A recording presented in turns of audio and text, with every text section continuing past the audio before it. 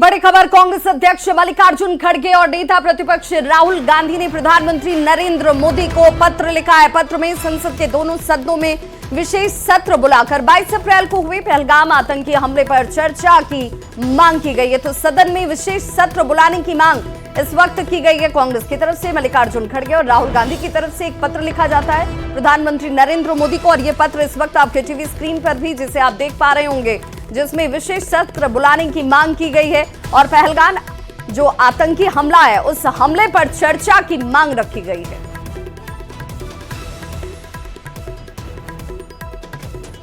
तो वहीं चुनावी साल में सरकार का बड़ा ऐलान सामने है, जिसमें नौकरी की लिस्ट जारी करेगी सरकार। जिनको नौकरी मिली उनकी लिस्ट को जारी कर सामने लाया जाएगा वो आंकड़ा। डिप्टी सीएम सम्राट चौधरी की तरफ से यह ऐलान किया गया कि आखिर जब रोजगार की बात हम करते हैं तो कितने लोगों को रोजगार दिया गया, संबल बनाया गया, सशक्त बनाया गया, उन तमाम नौकरी की लिस्ट को जारी किया जाएगा। डिप्टी सीएम सम्राट चौधरी की तरफ से यह ऐलान किया गया।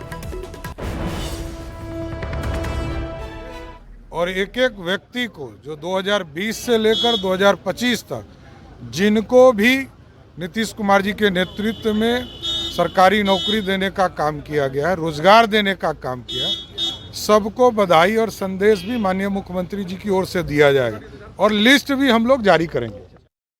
तो डिप्टी सीएम सम्राट चौधरी को आप सुन रहे थे, जिन्होंने कहा कि भाई जितने भी लोगों को रोजगार मिले हैं, नौकरी मिली है, उसकी लिस्ट सरकार की तरफ से जारी की जाएगी। बधाई संदेश भी उनको दिया जाएगा कि भाई आपने नौकरी हासिल की है। और आरजेडी से प्रवक्ता अरुण यादव जी हमारे साथ जुड़ चुके हैं। अरुण जी, बहुत स्वागत है आपका। क्या ये नौकरी की लिस्ट जारी करने की एक नई परिपाटी कह लीजिए, चुनावी साल है इसलिए ऐसा हो रहा है?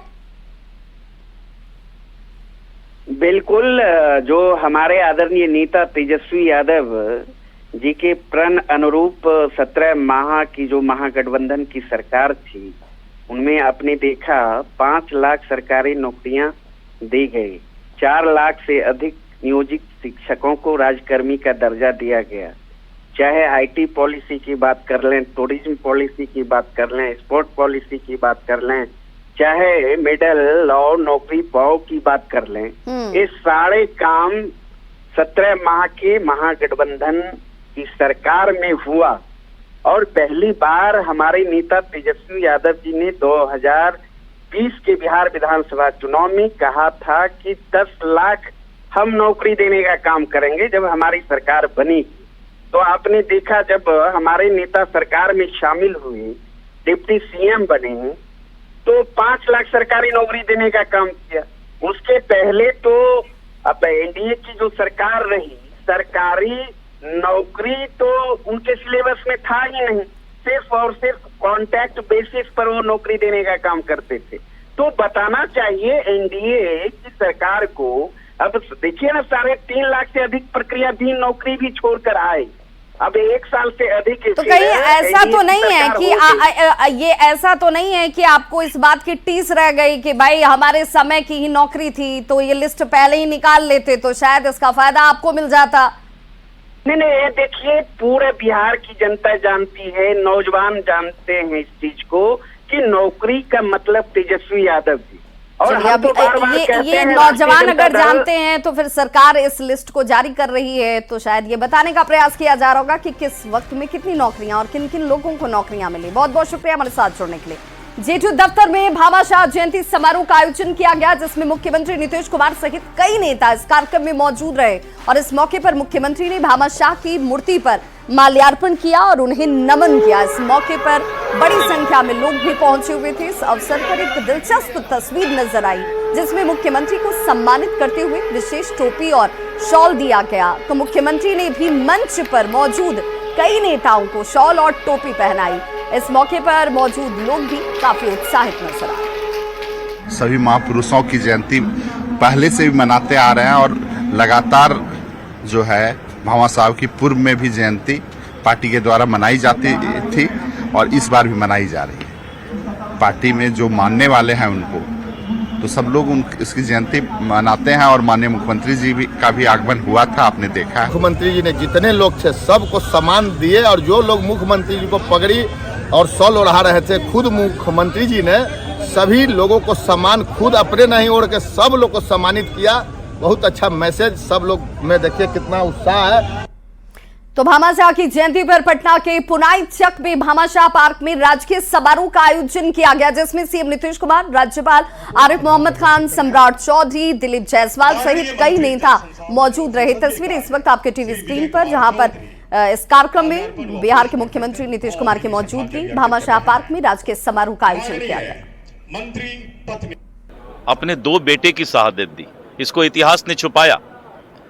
और जिस आदमी ने अपने भाई और 2 बेटे की शहादत दी और महाराणा प्रताप के साथ खड़े रहे और निस्वार्थ भाव से खड़े रहे, उनको कोई राजा नहीं बनना था, लेकिन उसके बाद भी उन्होंने कहा कि देश की रक्षा के लिए और देश की सनातन और देश का जो है हमारा विचार जीवित रहे, उसके लिए उन्होंने अपने भाई की शहादत, अपने 2 बेटे की शहादत और पूरा धन अपना, मुझे गर्व है कि हम भामाशाह के वंशज हैं।